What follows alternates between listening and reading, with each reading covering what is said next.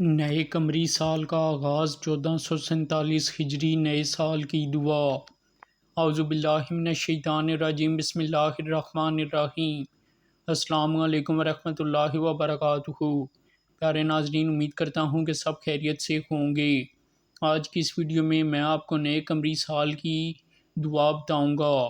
عبداللہ بن حشام سے روایت ہے کہ صحابہ کرام نئے سال یا مہینے کی آمد پہ یہ دعا سکھاتے تھے: اللہم ادخلہ علینا بالامن والایمان والسلامۃ والاسلام ورضوان من الرحمن وجوار من الشیطان۔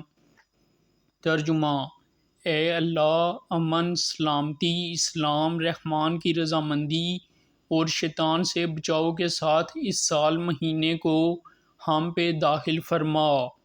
آمین بجاہ النبی الامین صلی اللہ علیہ وسلم۔